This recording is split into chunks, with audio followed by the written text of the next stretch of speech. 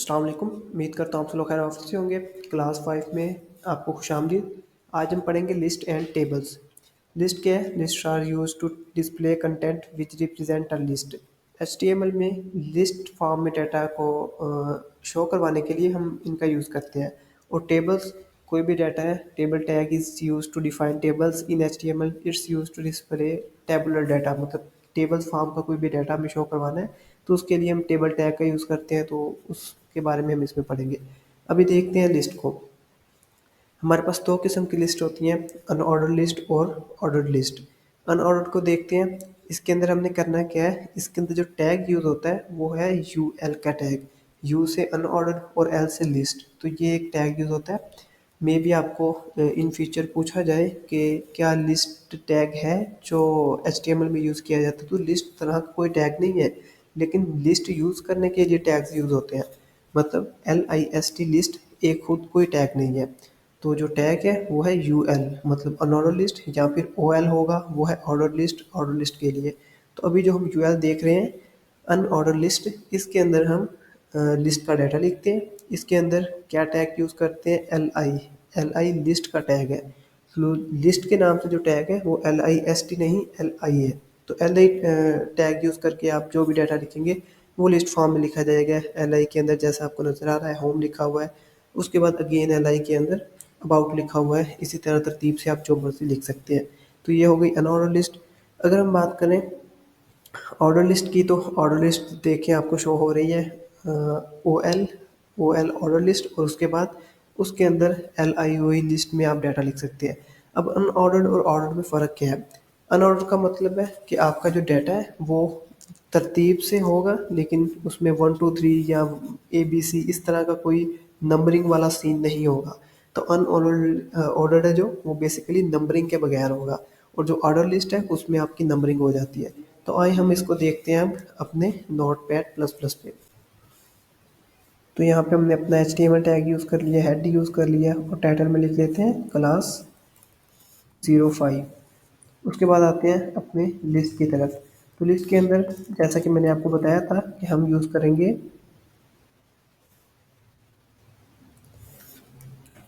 Unordered का। तो पहले अनऑर्डर लिस्ट करते हैं।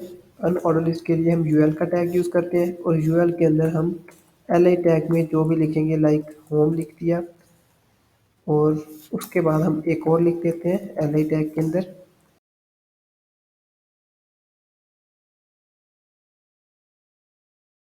Out service. मैंने ये चार चीज़ें लिख दी हैं। अब यही चीज़ें हम सेव करके देखते हैं कि हमारे पास जो इसका रिज़ल्ट है वो क्या आएगा।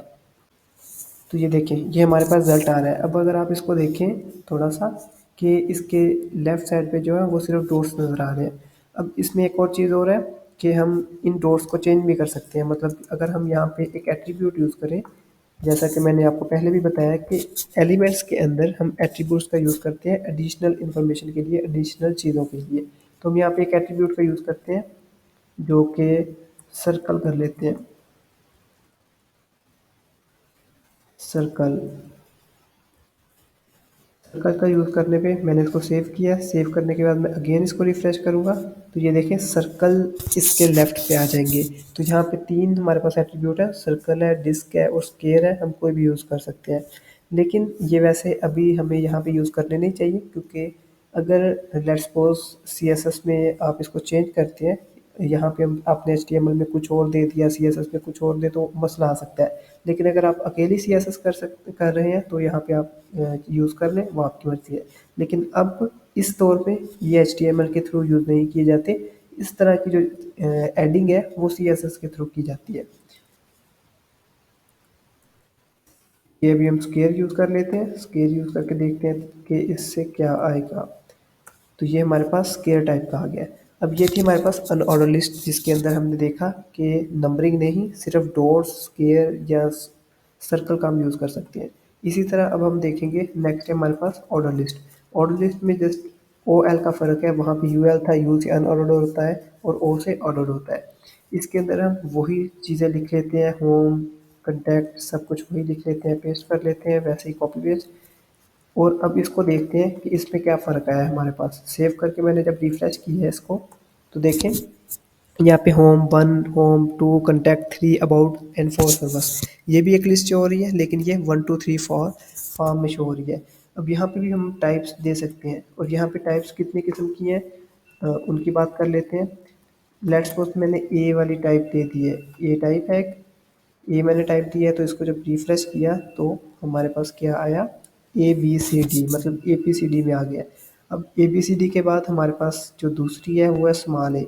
अगर मैं यहाँ पे स्मॉल ए लिखता हूँ, सेव किया और अगेन रिफ्रेश किया, तो यहाँ पे क्या होगा, हमारे पास ए बी सी डी कुछ इस फॉर्म में आ गया। और इसके बाद मैं आपको यहाँ पे एक आई यूज़ करके दिखाता हूँ। आई यूज़ करने से हमारे पास क्या होगा, रोमन शायद काउंटिंग आपको आती हो, तो ये रोमन काउंटिंग में चला जाएगा 1 2 3 4। और अगर हम यहीं पे बड़े आई का यूज़ कर लेते हैं, तो हमारे पास इसकी आउटपुट क्या आएगी, इसका रिजल्ट क्या आएगा, तो वो है कुछ इस तरह से। बड़ी रोमन और छोटी रोमन, ये हो गया। ए बी सी डी हमने देख ली, और 1 2 3 ये 4 आपको पता ही है। तो ये 5 किस्म की इसके अंदर टाइप्स आ जाती हैं, जो कि हम ऑर्डर लिस्ट में यूज़ कर सकते हैं। इसके बाद हमारे पास एक और भी होती है, उसको कहते हैं डिस्क्रिप्शन लिस्ट। डिस्क्रिप्शन लिस्ट को थोड़ा पढ़ लेते हैं। Description list is a list of terms with the description of each item. मतलब हम कोई आइटम लिख रहे हैं, उसके नीचे उसकी थोड़ी सी डिटेल लिखना चाह रहे हैं, डिस्क्रिप्शन लिखना चाह रहे हैं, तो उसके लिए इसका यूज़ कर सकते हैं। लेट्स देखें ज़रा कि मैंने डी एल लिखा है, डिस्क्रिप्शन लिस्ट इसका जो टैग यूज़ हो रहा है, उसके नीचे डी टी के अंदर कॉफ़ी लिखा है और डी डी के अंदर ब्लैक हॉट ड्रिंक लिखा है। तो इसको हम नोटपैड प्लस प्लस पे देखते हैं जाके, वहाँ पे आपको सही से समझ आएगी।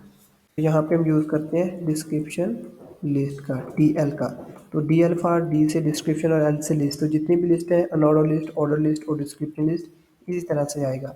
अब डिस्क्रिप्शन लिस्ट के अंदर एक तो है कि हमें टर्म यूज़ करनी है, कौन सी है, वो डी टी आ जाएगा, डिस्क्रिप्शन टर्म। उसके अंदर हम लिखेंगे, लाइक हमारी एग्जाम्पल के मुताबिक हमने वहाँ पे कॉफ़ी लिखा हुआ था। अब कॉफ़ी के अंदर हम इसका डिस्क्रिप्शन क्या देना चाहते हैं, डिस्क्रिप्शन डी डी आएगा। उसके अंदर हम लिखना चाहते हैं जी ये है ब्लैक हॉट ड्रिंक है। तो इसके बाद नीचे एक और दे लेते हैं डी टी। डी टी में हम लिख देते हैं यहाँ पे मिल्क। अब मिल्क क्या चीज़ है, उसका अगर डिस्क्रिप्शन हम सेट करना चाहें, तो लिख देंगे D tea white cold drink. तो ये हमने एक डिस्क्रिप्शन लिस्ट लिखी है। इसको हम चेक करते हैं कि इसका जो आउटपुट है वो किस तरह से शो हो रहा है।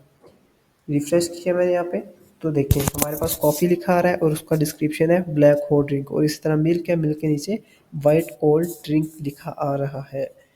तो ये हमारे पास डिस्क्रिप्शन लिस्ट है, जिसको हम अपनी ज़रूरत के मुताबिक इस्तेमाल कर सकते हैं।